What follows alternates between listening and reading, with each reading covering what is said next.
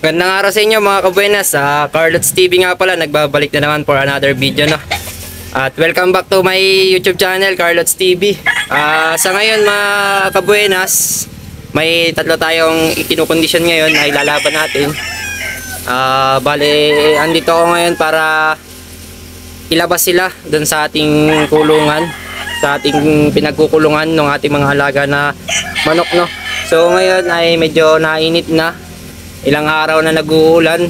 So it's time para ilabas natin yung ating mga alagang manok para masikatan naman sila ng araw, no? So ayan mga kabuenas, antabayanan nyo lang at ilalabas ko. So ayan mga kabuenas, bali nandito nga pala yung ating mga panlaban na manok, no? So sa ngayon ilalabas natin sila para medyo maarawan naman. Medyo sumisikat-sikat na ang araw ngayon, mga ilang araw na kasing nag-uulan. So kailangan nila yan para magkaroon naman sila ng init sa katawan, no? Ilalabas muna natin sila mga kabuenas.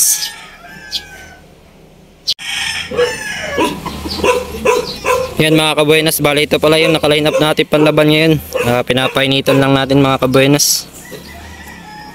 Sa kalsada sila mga kabuenas kasi wala tayong space dun sa ating backyard kasi marami nang nakatali. Lahat kasi nang nakakulong mga kabuenas, inilabas ko para mainitan din.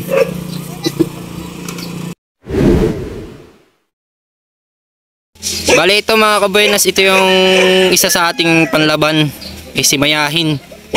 Ito yung nakaraan na nanalo. Pwede na ulit siyang ilaban kaya kinondisyon na ulit namin para may laban na.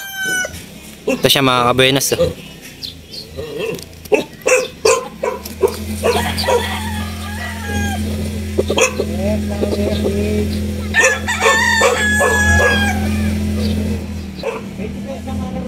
Bali ito yung pangalawa mga kabuenas, si Gold natin, yung Tapi Gold natin. May panalo na rin to mga kabuenas nung nakaraan, yung nakaraang video ko, na-share ko din yung panalo niya. So ngayon ilalaban ulit natin. Yan siya mga kabuenas, Tapi Gold.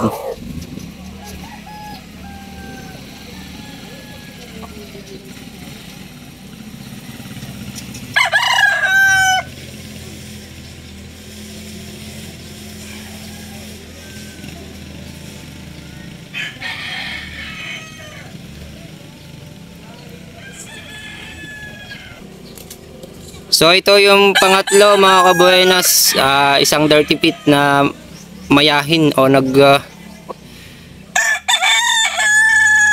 bali sabi ni Papa Mayahin daw to mga kabuenas. Dirty pit siya mga kabuenas.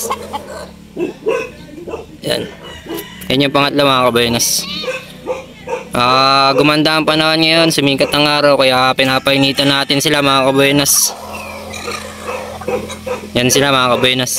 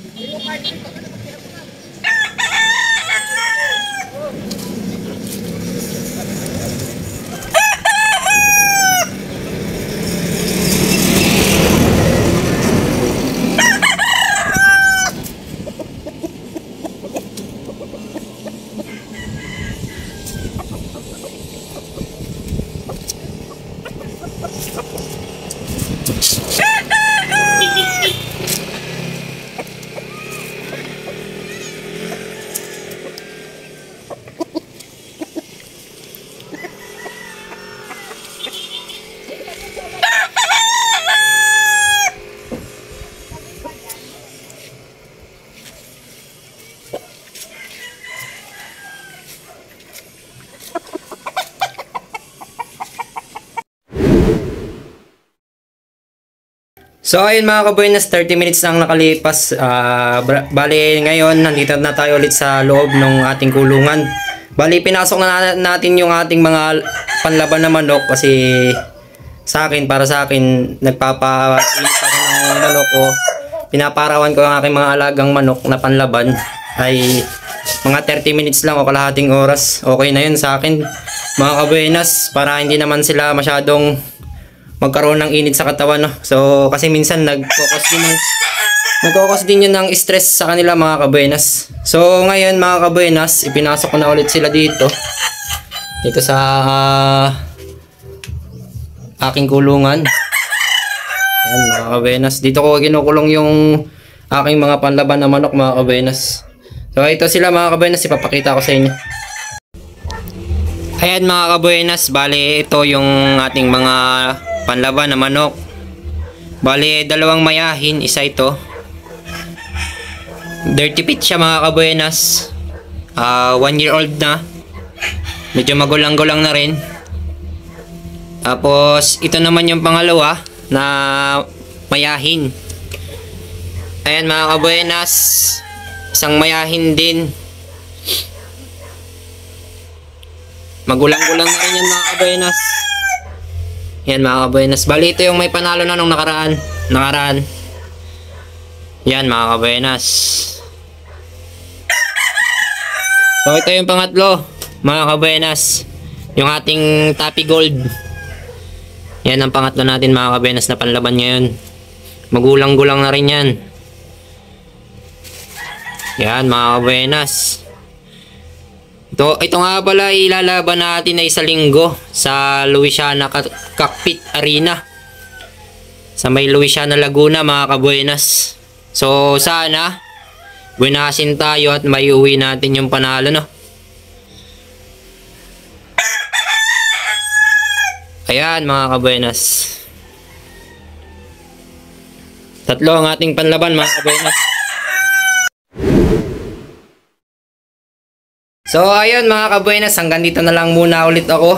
Nag-share lang tayo ng ating mga panlaban ulit na manok, no?